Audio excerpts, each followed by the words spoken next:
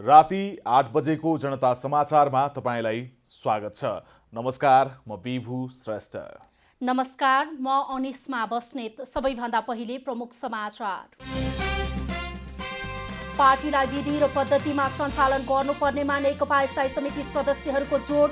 आगामी बैठकबाट विवाद समाधान हुने विश्वास। भुक्तानी नपाएसम्म आन्दोलन नरोक्ने उखु किसानको अडान। किसानको पैसा नदिने उद्योगीहरूलाई कडा कारबाही गर्न सांसदहरूको माग। त्रिभुवन विश्वविद्यालयका आंशिक प्राध्यापकहरू आन्दोलित। समान कामको समान पारिश्रमिक नदिएको गुनासो। भारत र बङ्गलादेश बीच विविध क्षेत्रमा सहकार्य गर्ने उद्देश्य सहित 7वटा सम्झौता। सीमा पार रेलमार्ग पुनः स्थापना। र क्यानको मुख्य प्रशिक्षकमा विश्व चर्चित प्रशिक्षक डेभ वाटमोर नियुक्त। जनवरी पहिलो साता नेपाल आउने।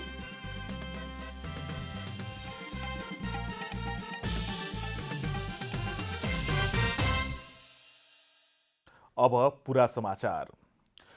आजका लागि बोलाइएको संवैधानिक परिषद बैठक स्थगित भएको छ। साँझ 5 बजेका लागि बोलाइएको बैठक अन्तिम समयमा आएर स्थगित भएको हो। संवैधानिक परिषद सम्बन्धी पहिलो संशोधन अध्यादेश फिर्ता गर्ने सहमति भएको भोलिपल्टै प्रधानमन्त्री ओलीले परिषदको बैठक बोलाउनु भएको थियो। तर सत्तारूढ नेपाल कम्युनिस्ट पार्टीका अर्का अध्यक्ष पुष्पकमल दाहालले परिषद बैठक राखेकोमा आपत्ति जनाउनु भएपछि बैठक स्थगित भएको अध्यक्ष दाहालका प्रेस सल्लाहकार विष्णु सापकोटाले जानकारी दिनुभयो। यसैगरी नेकपाका दुई अध्यक्षबीच अध्यादेश सँगसँगै पछिल्लो विवाद समाधान गर्ने विषयमा समेत केही बेर छलफल भएको दाहाल सचिवालयले जनाएको छ।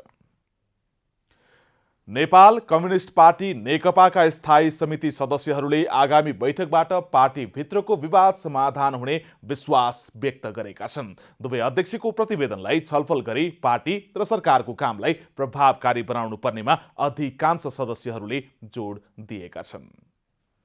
पार्टीको विवाद सचिवालयमा समाधान हुन नसकी स्थायी समितिमा आएको भन्दै नेकपा स्थायी समिति सदस्यहरूले पार्टी एकतालाई जोगाई विधि पद्धति र प्रणालीमा लैजानु पर्नेमा जोड दिएका छन्। स्थायी समिति बैठक चलिरहँदा प्रधानमन्त्री एवं अध्यक्ष केपी शर्मा ओलीले संवैधानिक परिषद सम्बन्धी अध्यादेश ल्याएसँगै नेकपा भित्रको विवाद अझ उत्कर्षमा पुगेको थियो। नेकपा स्थायी समिति सदस्य देवेन्द्र पौडेलले बुधबारको बैठकमा पनि पार्टीलाई फुटबाट जोगाउँदै एकताबद्ध बनाएर लैजाने मत नै प्रमुख रूपमा आएको बताउनुभयो। सबैले पार्टी एकता जोगिनुपर्छ, पार्टीले एउटा विधि पद्धति र प्रणालीमा लैजानुपर्छ र लोकतान्त्रिक मूल्य मान्यता अनुरूपका संविधानमा व्यक्त भएका कतिपय प्रणालीहरूलाई संस्थागत गरिनुपर्छ। दुवै अध्यक्षले प्रस्तुत गरेको प्रतिवेदनलाई छलफल गरी आन्तरिक समस्या हल गर्दै पार्टी र सरकारको कामलाई प्रभावकारी बनाउनु पर्नेमा केन्द्रित हुनुपर्नेमा पनि उहाँको जोड छ। पार्टीभित्रका आन्तरिक समस्याहरू हल गरेर सरकार र पार्टीलाई जोड्दै सरकारले अझ प्रभावकारी काम गर्ने कुरातिर बढी ध्यान दिनुपर्छ र पार्टीले त्यसलाई सहयोग गर्नुपर्छ। पार्टीको विवादलाई अध्यक्ष द्वयले मात्रै समाधान गर्न नसक्ने भन्दै स्थायी समिति सदस्य गणेश शाहले लामो समयसम्म बैठक राखेर भए पनि समस्या समाधान गर्नुपर्ने बताउनुभयो। पार्टीले पहिले गरेका सबै निर्णयको इमान्दारीपूर्वक कार्यान्वयन र छिट्टै महाधिवेशन मार्फत पार्टी नेतृत्व चयन गर्नु नै निकास रहेको शाहको तर्क छ। स्थायी समितिको बैठकहरू लामो बस्नुपर्ने पनि बसौँ, नियमित बसौँ र पार्टीभित्रको समस्याहरू चाहिँ मिटिङ मार्फत चाहिँ समाधान गर्दै जाउँ भन्ने चाहिँ मनस्थिति देखा परेको छ। हामीले गरेको सहमति, समझदारी र निर्णयहरूको चाहिँ इमान्दारितापूर्वक कार्यान्वयन गर्ने नै हो। बुधबारको बैठकमा पार्टीका अध्यक्ष द्वयले प्रस्तुत गरेको प्रतिवेदनमा छलफल गर्ने तयारी रहे पनि अचानक अध्यादेश प्रकरण आएकोले छलफल विषयान्तर भएको स्थायी समिति सदस्य अष्टलक्ष्मी साक्यले बताउनुभयो। आगामी बैठकपछि निष्कर्ष निस्कने साक्यको विश्वास छ। प्रचण्ड कमलले चाहिँ राख्नुभएको प्रतिवेदन, त्यसको प्रतिउत्तरमा राख्नुभएको केपी कमलको चाहिँ प्रतिवेदनको बारेमा छलफल चाहिँ चलेकै छैन। त्यो छलफल चलाउने क्रममा हामी थियौँ त्यो पनि। तर चाहिँ अब त्यो नभइकन अचानक यो आइसकेपछि त पहिलो कुरा त यो हल गर्नु पर्यो, यो विषय हल गर्नु पर्यो। आगामी स्थायी समिति बैठकपछि पार्टी विवाद समाधानको निष्कर्षमा पुग्ने र केन्द्रीय कमिटीमा लैजाने नेता साक्यको भनाइ छ। नेकपाले स्थायी समिति बैठक पुस 5 गते र केन्द्रीय कमिटी बैठक पुस 10 गतेका लागि बोलाएको छ। सरकारलाई कुनै काम गर्न र तत्काल संसद अधिवेशन बोलाउने अवस्था नभएमा विकल्पका रूपमा अध्यादेश ल्याउन सकिने नेपालको संविधानले व्यवस्था गरेको छ। तर पछिल्लो समय सरकारमा आफूलाई काम गर्न कानुन बाधक भएका अध्यादेश ल्याउने प्रचलन नै बढेको छ। नेपालको संविधानको धारा 114ले संघीय संसदको दुवै सदनको अधिवेशन चलिरहेको अवस्थामा बाहेक अन्य अवस्थामा तत्काल केही गर्न आवश्यक परेमा मन्त्री परिषदको सिफारिसमा राष्ट्रपतिले अध्यादेश ल्याउन सक्ने व्यवस्था छ। तर सरकारले भने आफूलाई काम गर्न कानुन बाधक रहेको अवस्थामा अध्यादेश जारी गर्ने गरेको छ। प्रधानमन्त्री केपी शर्मा ओलीले संविधानको त्यही धारामा टेकेर मङ्सिर 30 गते मंगलबार संवैधानिक परिषद सम्बन्धी पहिलो संशोधन अध्यादेश जारी गर्नुभयो। बजेट अधिवेशन अन्त्य भएर हिउँदे अधिवेशन सुरु नहुँदै ओलीले जारी गरेको यो 7औं अध्यादेश हो। संसदको हिउँदे अधिवेशन बोलाउनु पर्ने संवैधानिक बाध्यता नजिकै रहेको समयमा संवैधानिक निकायमा मनपरी नियुक्तिका लागि संवैधानिक परिषद अध्यादेश ल्याएको भन्दै विरोध भएपछि प्रधानमन्त्री ओलीले अध्यादेश फिर्ता लिन बाध्य हुनुभयो। पार्टी, मन्त्री परिषद र संसदमा छलफल नै नगरी यस्ता अध्यादेश ल्याउँदा भने धेरै विवाद हुने गरेका छन्। अति आवश्यक जसले मुलुकलाई साह्रै गम्भीर अप्ठ्यारो पारेको छ, गम्भीर परिस्थिति सिर्जना गरेको छ, त्यो अवस्थामा मात्रै अध्यादेश जारी गर्ने हो। अध्यादेश तपाईँको के हो भने विरोधीलाई तलाउनका निम्ति, विरोधीहरूका भावनालाई खुल्चनका निम्ति अथवा आफ्नै पार्टीभित्रको बहुमत र अल्पमतमा तर्साउनका लागि, अप्ठ्यारो परिस्थिति सिर्जना गर्नका लागि, बदलाव लिनका लागि यदि अध्यादेश यो ढङ्गले जारी गरिन्छ भने यो संविधान बमोजिम हुन सक्दैन। सरकारले गलत मनसायका साथ अध्यादेश ल्याउँदा सरकारप्रति नै जनविश्वास घट्नेछ। एउटा व्यक्तिमा कानुन बनाउने जस्तो कुरा एउटा व्यक्तिमा केन्द्रीकृत हुन सक्दैन। यसले संसद खोज्छ, छलफल खोज्छ, बहस खोज्छ र मन्त्री परिषदले पनि तत्काल केही काम गर्न आवश्यक भएमा, नगरी नहुने भएमा मात्रै चाहिँ अध्यादेश जारी गर्ने हो। अध्यादेश जारी गर्ने जुन शैली छ यो उपयुक्त भएन। एसिड आक्रमण सम्बन्धी अध्यादेश, बलात्कार कानून सम्बन्धी अध्यादेश लगायतका अध्यादेशमा प्रशंसा पाउनुभएका प्रधानमन्त्री ओली राजनैतिक दल तथा संवैधानिक परिषद सम्बन्धी अध्यादेश, राष्ट्रिय सभा गठन अध्यादेश, चिकित्सा शिक्षा आयोग गठन सम्बन्धी अध्यादेश, आतंककारी नियन्त्रण अध्यादेश, गुठी विधेयकमा भने विवादमा तानिनु भएको छ। कमला हमाल, काठमाडौँ। राष्ट्रिय एकताको प्रवर्धन, संविधानको पालना र संरक्षण गर्नु राष्ट्रपतिको प्रमुख कर्तव्य हो। तर संविधान संरक्षककै भूमिकामाथि पछिल्लो समय प्रश्न उठ्न थालेको छ। राष्ट्रपति गणतान्त्रिक शासन व्यवस्थामा एकताको प्रतीक हो। संविधानले पनि राष्ट्रपतिको अभिभावकीय भूमिकाको परिकल्पना गर्छ। तर राष्ट्रपति राष्ट्रको अभिभावक भन्दा राजनीतिक खेलाडी जस्तो भएको विश्लेषण हुन थालेको छ। राष्ट्रपतिको चाख चाहिँ नि यो सक्रिय राजनीति र सक्रिय शासनपट्टि गएको भन्ने देखियो त्यो। र अनि अहिले जुन क्रियाकलाप भइरहेछ राष्ट्रपति क्रियाकलाप चाहिँ नि त्यो संविधान अनुकूल छैन र जसले हेर्दाखेरि पनि त्यो चाहिँ राम्रो देखिन्न कि। यसरी राष्ट्रपतिले गर्दाखेरि चाहिँ त त्यो संस्थाको बदनाम हो बाबा। हामी त कुनै व्यक्तिलाई मान्दैनौँ कि। मन्त्री परिषदको सिफारिसमा राष्ट्रपतिबाट गत मंगलबार संवैधानिक परिषद काम, कर्तव्य, अधिकार र कार्यविधि सम्बन्धी पहिलो संशोधन अध्यादेश 2077 जारी भयो। तर अध्यादेश 48 घण्टा पनि टिक्न सकेन। हुन त यो पहिलो पटक भने होइन अध्यादेश फिर्ता भएको। संवैधानिक परिषद र राजनैतिक दल विभाजन सम्बन्धी अध्यादेश गत वैशाख 8 गते जारी भई वैशाख 12 गते फिर्ता भएको थियो। जारी र फिर्ताको श्रृङ्खलाले अध्यादेश आवश्यकताको कारण नभई राजनैतिक अस्त्रको रूपमा ल्याइएको सिद्ध भइसकेको छ। अध्यादेश राजनैतिक अस्त्रको रूपमा प्रयोग हुनु र त्यसमा राष्ट्रपति पनि सहभागी हुँदा राष्ट्रपतिको भूमिकामाथि प्रश्न उठेको हो। राष्ट्रपतिको भूमिकालाई संविधानले तटस्थ भूमिकाको रूपमा राखेको छ। उनी संविधानको अभिभावक, संविधानको संरक्षक अनि देश र जनताको अभिभावकको रूपमा संविधानले परिकल्पना गरेको छ। अब यति गम्भीर महत्त्वको विषयमा अध्यादेश सरकारले आफू समक्ष सिफारिस गरिसकेपछि कम्तीमा राष्ट्रपतिले त्यो बारेमा परामर्श गर्नुपर्ने, आफ्नो विवेक उनले प्रयोग गर्नुपर्ने, भोलि त्यसले पार्ने असरको बारेमा उनले सोच्नुपर्ने अनि यो कार्यले संविधानलाई केही असर गर्छ गर्दैन भन्ने बारेमा सोच्नुपर्ने हुन्थ्यो, त्यो केही पनि गरेको देखिन। दूर्त मार्गबाट अध्यादेश जारी गर्ने शीतल निवासले संसदको विशेष अधिवेशन डाक्नको लागि सांसदको हस्ताक्षर सहित शीतल निवास पुग्दा पनि दर्ता नगरेको आरोप लागिरहेको छ। राष्ट्रपति अभिभावक नभई राजनैतिक खेल मैदानमै ओर्लिएको यो पहिलो पटक भने होइन। अब यहाँ के देखिरहेको छ भनेदेखि अब नेकपा पार्टीका दुईटा अध्यक्षहरूमा चाहिँ बिचमा विवाद आयो। त्यो विवाद आइसकेपछि उहाँ कहाँ गएर चाहिँ नि सुलह भयो, सहमति भयो भनेर आइरहेको छ होइन। राष्ट्रपतिले कसैलाई सहमति गराउने होइन, जेसुकै गरौँ न, पार्टीमा झगडा गरौँ, जे गरौँ त्यो त पार्टीको कुरा हो। तिमीहरू झगडा नगरौँ मिल भन्ने होइन। नेपालको संविधान 2072ले राष्ट्रपतिलाई संविधानको संरक्षकको रूपमा व्याख्या गरेको छ। तर प्रथम राष्ट्रपति डाक्टर रामवरण यादवले कटुवाल प्रकरणमा खेलेको भूमिका होस् वा वर्तमान राष्ट्रपति विद्यादेवी भण्डारीले नेकपाको आन्तरिक विवादमा देखाएको सक्रियता, दुवैले राष्ट्रपति संस्थाको ओजलाई कम गरिरहेको छ।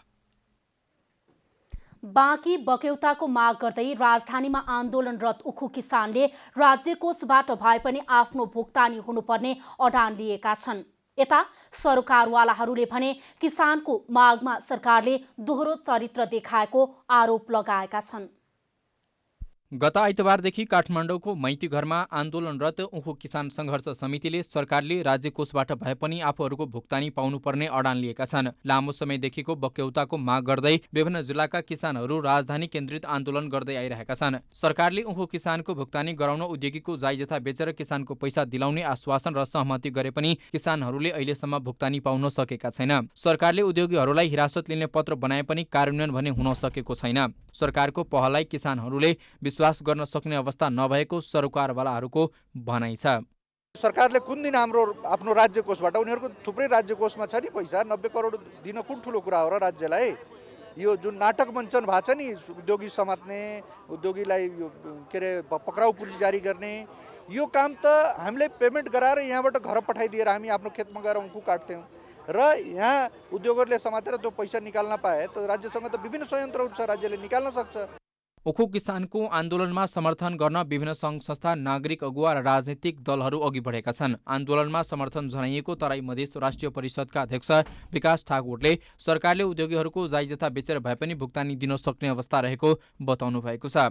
जुन अति पनि यावत इफेक्टहरू देखे त्यसको पछाडिका कारणहरू के छन् भने राज्यले जुन तरिकाले किसानहरूलाई प्रमोट गर्नु पर्दथ्यो, किसानहरूको लागि गर्नु पर्दथ्यो, विगतदेखि आजसम्म चाहिँ नेपालमा भएको अवस्था छैन।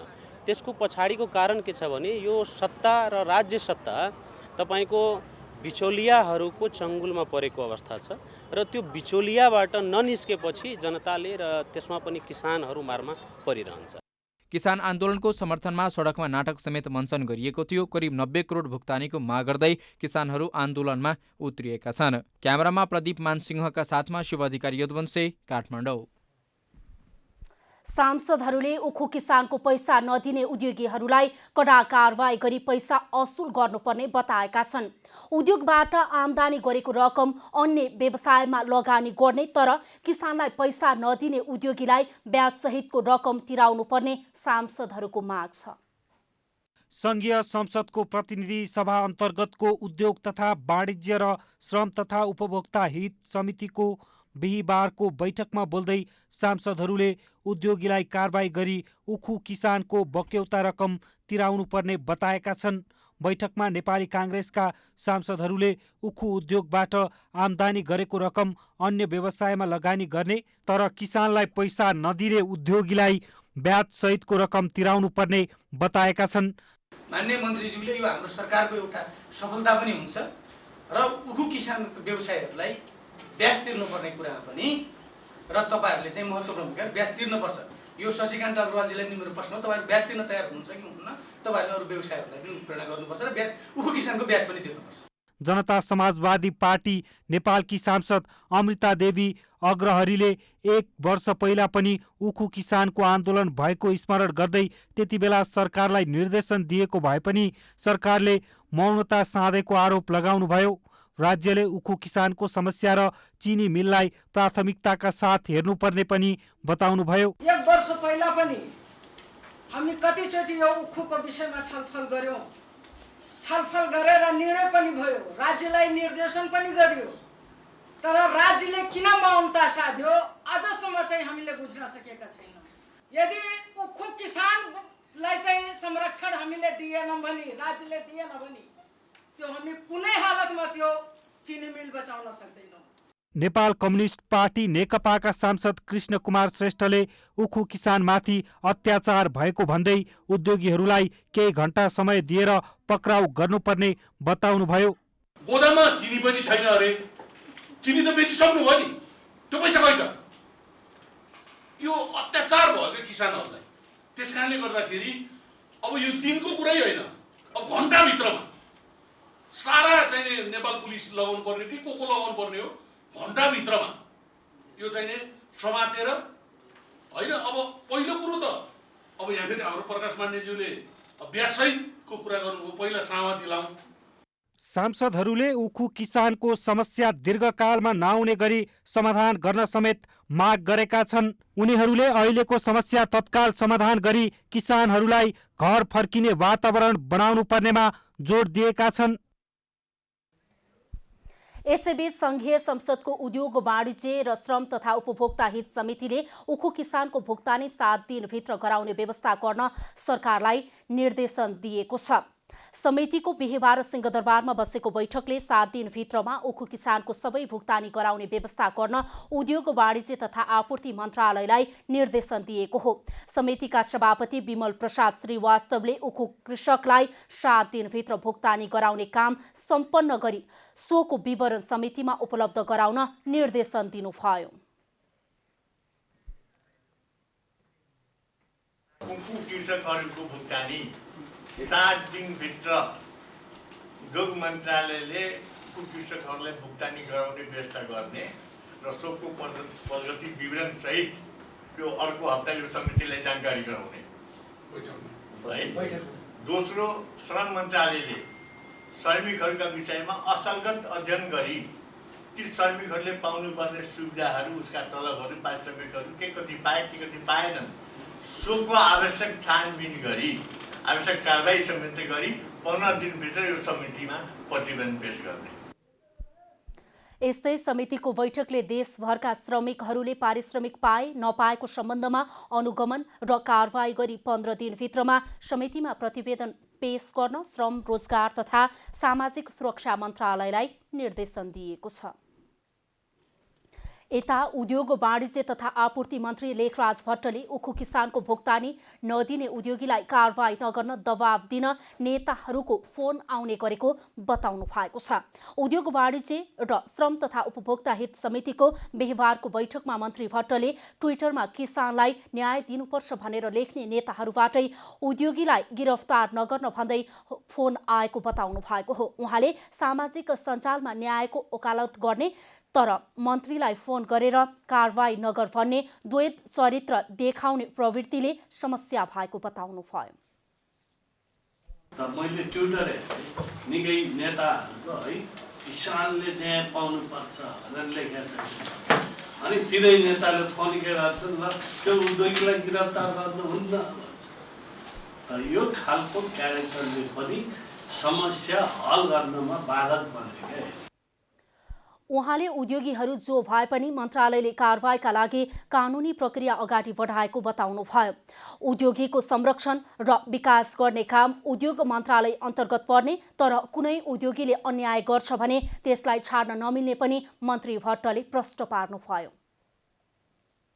अब जोसुकै भए पनि हामीले कानुनी प्रक्रियामा अघि बढेका छौँ। यहाँ कुनै पनि कसैसँग झुक्ने अथवा बिचौलियाको काम मन्त्रीले गर्ने या यो नरम भन्ने यो विषयमा त यो बिचमा अलिकति अब यो आए यो उद्योगीको पक्षमा उद्योग मन्त्री भनेर। मन्त्री भट्टले माइतीघर मण्डलामा आन्दोलनमा आउने किसानहरूलाई आफूले बिचौलिया नभनेको पनि स्पष्ट पार्नु भएको छ। उद्योगीले आफूलाई भनेको कुरा मा केही मिडियाले ट्विस्ट गरेका कारण बिचौलिया छन् भन्ने कुरा आएको पनि उहाँले स्पष्ट पार्नु भएको छ। किसानको बक्यौता रकम भुक्तानी गराउन मन्त्रालयले अधिकतम पहल गरिरहेको पनि मन्त्री भट्टले बताउनुभयो। काठमाडौँ उपत्यकामा लागू भएको जोर बिजोर प्रणाली शुक्रबारबाट हट्ने भएको छ। जोर बिजोर प्रणाली हटेपछि सार्वजनिक सवारीमा देखिएको चाप कम हुने विश्वास गरिएको छ। जिल्ला प्रशासन कार्यालय काठमाडौँमा भएको सरकारवालाहरूको छलफलले शुक्रबारबाट काठमाडौँ उपत्यकामा लागू भएको जोर बिजोर प्रणाली हटाउने निर्णय गरेको छ। यातायात व्यवसायी र मजदुरका सङ्घ संस्थाका प्रतिनिधि समेतको छलफलपछि सवारी साधनमा देखिएको यात्रुहरूको चापलाई मध्यनजर गर्दै उपत्यकाभित्रको जोर बिजोर प्रणाली हटाउने निर्णय भएको काठमाडौँका प्रमुख जिल्ला अधिकारी काली प्रसाद पराजुलीले बताउनुभयो। लामो समयको लकडाउन र निषेधाज्ञापछि सवारी साधन सञ्चालनमा आए पनि जोर बिजोर प्रणाली कायम गरिएको थियो। जोर बिजोर हटे पनि स्वास्थ्य सुरक्षाका सम्पूर्ण मापदण्ड अनिवार्य रूपमा पालना गर्न उहाँले आग्रह गर्नुभयो। यो अब कोभिड संक्रमण नियन्त्रणको लागि अब काठमाडौँ उपत्यकामा लागू गरिएको जुन जोर बिजोर प्रणाली छ त्यसलाई चाहिँ अब हामीले चाहिँ अब भोलि पुस 3 गते 2077 साल पुस 3 गते बिहानदेखि चाहिँ अब अहिले स्वास्थ्यको चाहिँ जुन प्रोटोकल पालना गर्ने गरी भोलिदेखि चाहिँ हटाउने निर्णय गरेका छौँ। नेपाल यातायात व्यवसायी राष्ट्रिय महासङ्घका महासचिव सरोज सिटौलाले जोर बिजोर प्रणाली लागू हुँदा स्वास्थ्य प्रोटोकल पालना गर्न समस्या पर्दै गएकोमा अब त्यो समस्या नहुने बताउनुभयो। उहाँले यातायात मजदुर र यात्रुहरूलाई अनिवार्य रूपमा स्वास्थ्य सुरक्षाका मापदण्ड पालना गर्न आग्रह गर्नुभयो। सबैले आफ्नो आफ्नो जिम्मेवारी अनिवार्य रूपले मजदुरहरूले मास्क लगाउने र सेनिटाइजर लगायतका चाहिँ स्वास्थ्य सम्बन्धीका कार्यविधिहरूलाई चाहिँ पालना गर्नुपर्ने, उपभोक्ता यात्रुहरूले अनिवार्य रूपले सवारी चाहिँमा चढ्न आउँदाखेरि अनिवार्य रूपले मास्क लगाएर मात्र सवारीमा चढिदिने पनि म अनुरोध गर्न चाहन्छु। नेपाल यातायात व्यवसायी राष्ट्रिय महासङ्घ सहित विभिन्न यातायात मजदुर संगठनले शुक्रबारबाट जोर बिजोर प्रणाली उल्लङ्घन गरेर सवारी चलाउने घोषणा यसअघि नै गरेका थिए। जोर बिजोर प्रणाली हटेपछि सार्वजनिक सवारीमा देखिएको चाप कम हुने विश्वास गरिएको छ। सम्मान कामको सम्मान पारिश्रमिक हुनुपर्ने, आंशिक प्राध्यापकहरूलाई करार गर्नुपर्ने लगायतका माग राख्दै त्रिभुवन विश्वविद्यालयका आंशिक प्राध्यापकहरू आन्दोलित भएका छन्। माग पूरा नभएसम्म आन्दोलन जारी रहने प्राध्यापकहरूको चेतावनी छ। वर्षौंदेखि काम गरिरहेका आंशिक प्राध्यापकहरूको बौद्धिक शोषण भएको भन्दै त्रिभुवन विश्वविद्यालयका प्राध्यापकहरूले बिहीबारबाट त्रिवी परिसरमा धरना सुरु गरेका छन्। प्राध्यापकहरूले आफ्ना माग सुनवाई नभए सम्पूर्ण कक्षा बहिष्कार गर्दै अध्यापनमा सहभागी नहुने चेतावनी समेत दिएका छन्। एक शैक्षिक सत्र पूरा गरेका सम्पूर्ण आंशिक प्राध्यापकहरूलाई करार गर्नुपर्ने उनीहरूको माग छ। विगत 15 वर्षदेखि विश्वविद्यालयले दिएको रुटिन र त्यो कक्षा 12 अनुसार हामीले आफ्ना कक्षाहरू निरन्तर लिइरहेका छौँ र हामीले प्रत्येक दिन विद्यार्थीको कक्षामा जाँदा आफूलाई अब्बल साबित गरेका छौँ। हामी दिनदिनै उत्तीर्ण भएका छौँ, तर पनि आजका मितिसम्म 15 वर्ष बितिसक्दा पनि हाम्रो पेसाको ग्यारेन्टी, हाम्रो पेसाको सुनिश्चितता कुनै कुरा नभएको हुनाले यसपटक हामीलाई कमसेकम अहिले दैनिक जलाधारीमा हामीले काम गरेका छौँ भने हामीलाई मासिक जलाधारीमा लगियोस्। सामान्यतया त्रिवीका प्राध्यापकहरूले एउटा कक्षा बराबर कर कटाएर औसतमा 306 रुपैयाँ पाउने गरेका छन्। तर करार वा स्थायी नियुक्ति पाउने प्राध्यापकहरूले भने उपसचिव सरह सुविधा पाउने गरेका छन्। उपकुलपति परिसरमा प्राध्यापकहरू आन्दोलित भइरहँदा उपकुलपति धर्मकान्त बास्कोटाको कुर्सी भने रित्तो थियो। उपकुलपति यसबारे अनभिज्ञ रहेको प्रतिक्रिया बाहिरियो। देशभरिका क्याम्पसका प्राध्यापकहरूसँग सम्झौता भए पनि कार्यान्वयन नगर्ने प्रवृत्ति देखिएकोले धरनामा बस्नु परेको प्राध्यापकहरूको गुनासो छ। आंशिक प्राध्यापकहरूलाई लामो समयसम्म सम्झौता गर्दै ती सम्झौताहरूलाई कार्यान्वयन नगरेको हुनाले ती सम्झौताहरू कार्यान्वयन गर्दै विश्वविद्यालयमा यी आंशिक प्राध्यापकहरूलाई समान कामको समान ज्याला प्राप्त हुनुपर्छ।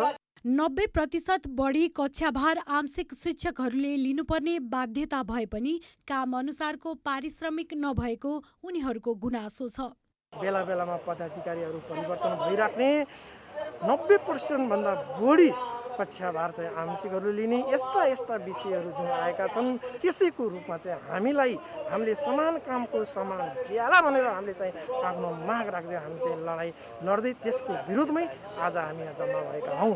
प्राध्यापक सङ्घले विश्वविद्यालयले ल्याएको निर्देशिका खारेज गर्नुपर्ने, प्राज्ञिक उन्नयनको ग्यारेन्टी गर्नुपर्ने लगायतका मागहरू पनि राखेका छन्। क्यामेरामा शैलेन्द्र गोविन्द अमात्यका साथमा रूपा घिमिरे, काठमाडौँ। बाँकेको कोहलपुर नगरपालिकाभित्र रहेका गन्धर्व समाजका मानिसहरूलाई बस्ने घरको व्यवस्था गरिएको छ। नगरपालिका र तराई समृद्धि विकासको आर्थिक सहयोगमा स्थानीय उपभोक्ता समितिले घर निर्माणको काम गरिरहेका छन्। पहिलो चरणमा 24 घरमध्ये 10 घर निर्माण भई गन्धर्व समुदायलाई हस्तान्तरण समेत भइसकेको छ। नगरपालिकाको डुडुवा नहरको छेउमा रहेको गन्धर्व बस्तीलाई नगरपालिकाकै वाडा नम्बर 11मा सारिएको छ। तराई समृद्धि विकास र नगरपालिकाको सहयोगमा 1 करोड 20 लाख रुपियाँ लगानीमा 10वटा घर बनाई गन्धर्वहरूलाई उपलब्ध गराइएको छ। दोस्रो चरण अन्तर्गत 90,58,828 रुपियाँ 90 पैसा लागतमा थप 10 घर निर्माण गर्न लागि नगरपालिकाले जनाएको छ। त्यो चाहिँ गायन कलाले होस् चाहे विभिन्न अन्य चाहिँ पेसामा लागेर साँझ बिहानको जोहोको निमित्त बाहिर गए पनि कमसेकम पनि फर्केर आउँदा आफ्नो घरमा बस्ने अवस्था बनोस् भनेर हामीले 10वटा घर निर्माण गरेर अब बसाउँदैछौँ। करिब यो 10वटा घरको निर्माण कार्य अन्तिम चरणमा पुगेको छ। अब त्यो सम्पन्न भएपछि हामी 10 परिवारलाई त्यहाँ आवासको निमित्त उपलब्ध गराउँछौँ, हस्तान्तरण गर्छौँ। सरकारले गन्धर्व समाजका लागि घर बनाउन उपभोक्ता समितिलाई जिम्मेवारी दिएको छ। उपभोक्ता समितिले व्यवस्थित तरिकाले घर निर्माण नगरिदिँदा समस्या भएको गन्धर्वहरू बताउँछन्। तर पनि घर नै नभएकाहरूका लागि सरकारले घर बनाइदिएपछि भने उनीहरू खुसी देखिन्छन्। घर र हाम्रो एउटा सारङ्गी सङ्ग्रहालय भन्ने हाम्रो विचार छ। अहिले घर 20वटा मात्रै भए, अब हाम्रो 4 घर र एउटा सङ्ग्रहालय बाँकी छ, त्यो तत्कालै हुनुपर्छ। अहिले 10वटा घरहरू दिइरहेछ सरकारले। घर नभएको मान्छेलाई जग्गा जमिन केही नभएको मान्छेलाई घरहरू दिइरहेछ। हाम्रो पुर्खैदेखि जग्गाहरू केही नभएर सानीको घरमा बसेर खाइरहेको मान्छेलाई धेरै थ्याङ्क यू। स्थानीय गन्धर्वहरूलाई घर पाएपछि खुसी देखिन्छ। यस्तै उनीहरूले स्थानीय तहबाट सिपमूलक कार्यक्रम पाउन सके जीविकोपार्जनका लागि समेत सहज हुने बताउँछन्। अब आर्थिक समाचार।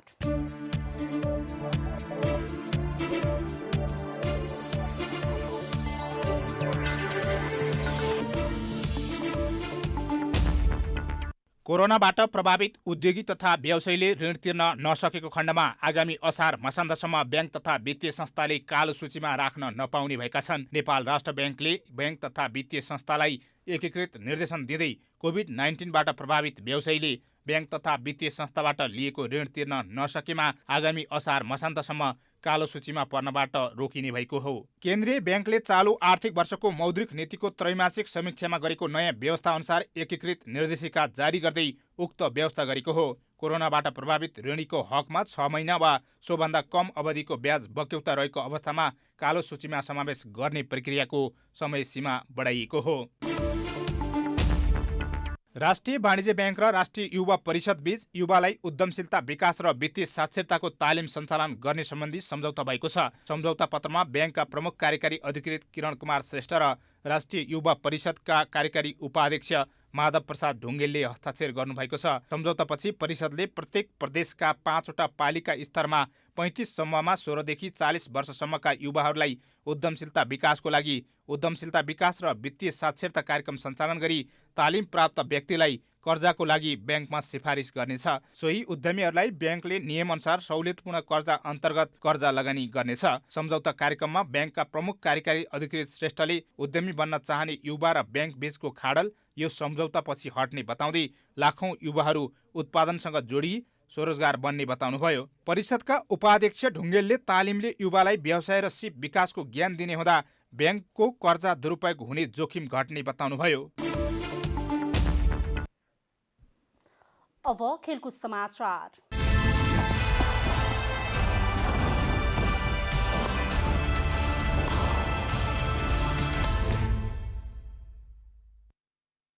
नेपाल क्रिकेट संघ क्यानको मुख्य प्रशिक्षकमा विश्व चर्चित प्रशिक्षक डेभ वाटमोर नियुक्त भएका छन्। क्यानले बिहिबार प्रेस विज्ञप्ति जारी गर्दै नेपाल क्रिकेटको मुख्य प्रशिक्षकमा श्रीलङ्काली मूलका अस्ट्रेलियाली प्रशिक्षक डेभ वाटमोरलाई नियुक्त गरेको हो। क्यानले मुख्य प्रशिक्षकका लागि गरेको खुला आह्वानमा 72 जनाले निवेदन बुझाएका थिए। त्यसमध्ये क्यानले 25 जनालाई अन्तर्वार्ताका लागि बोलाएको थियो। वाटमोरसँगै क्यानले पछिल्लो समय अन्तिम सूचीमा भारतका अपूर्व देसाई र बेलायतका नील म्याक्रेलाई राखेको थियो। क्यानले वाटमोरलाई मासिक $10,000 अमेरिकी डलरसँगै बस्ने खाने र अन्य विविध सुविधा प्रबन्ध गर्ने शर्तमा नेपालको मुख्य प्रशिक्षकको रूपमा भित्र्याएको हो। वाटमोरको सम्झौता पहिलो चरणमा 1 वर्षको हुने बुझिएको छ। क्यानका अनुसार वाटमोर नेपालमा जनवरी पहिलो साता आउनेछन्। यस्तै क्यानको महाप्रबन्धकमा रौनक मल्ल, क्रिकेट टिमको व्यवस्थापनमा विनोद दास र प्रमुख वित्तीय अधिकृतमा रमेश कुमार नेउपाने नियुक्त भएका छन्। क्यानले नियुक्त गरेका मुख्य प्रशिक्षक वाटमोर सहित महाप्रबन्धक र व्यवस्थापनको 3 जनाको नियुक्ति 2021 को जनवरी 1 बाट लागू हुनेछ।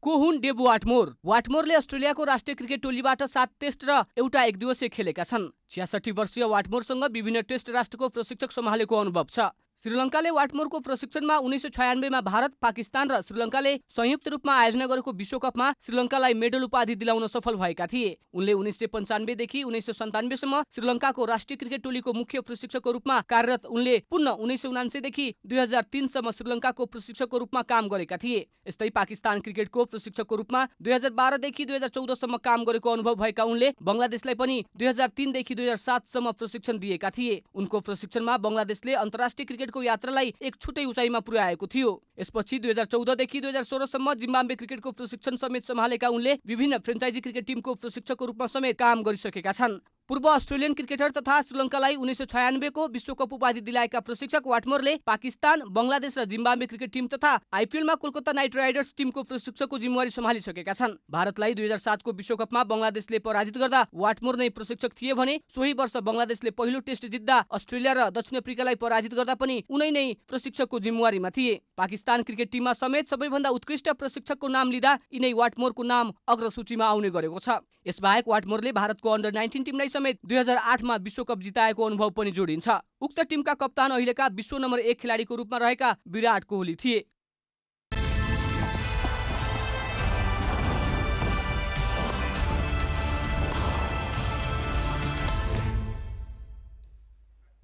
अब मौसम समाचार।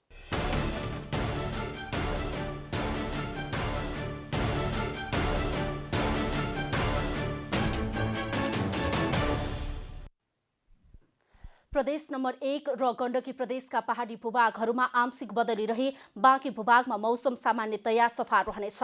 देशभर आज रातिको तापक्रम हल्का गिरावट आउने सम्भावना रहेको जल तथा मौसम पूर्वानुमान महाशाखाले जनाएको छ। अब देशभरका विभिन्न स्थानको मौसम सम्बन्धी थप विवरण।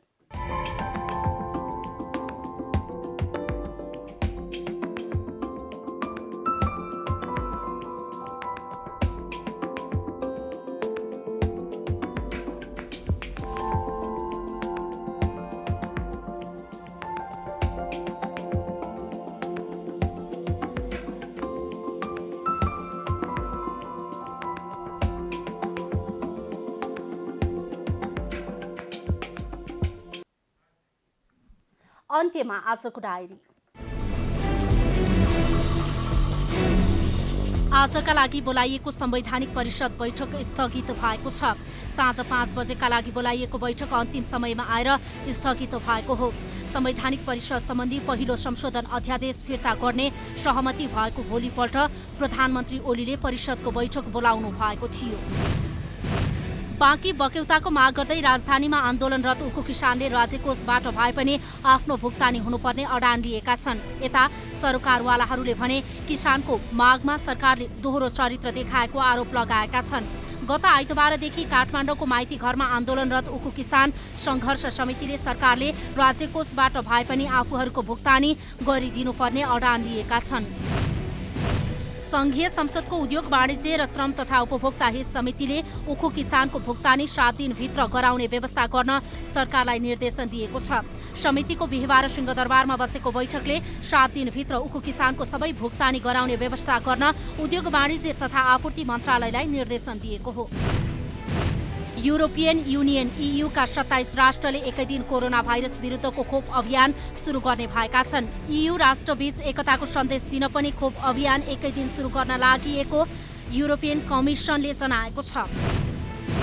नेपाल क्रिकेट संघ मुख्य प्रशिक्षकमा विश्व चर्चित प्रशिक्षक डेभ वाटमोर नियुक्त भएका छन्। क्यानले बिहिबार प्रेस विज्ञप्ति जारी गर्दै नेपाल क्रिकेटको मुख्य प्रशिक्षकमा श्रीलङ्काली मूलका अस्ट्रेलियाली प्रशिक्षक डेभ वाटमोरलाई नियुक्त गरेको हो।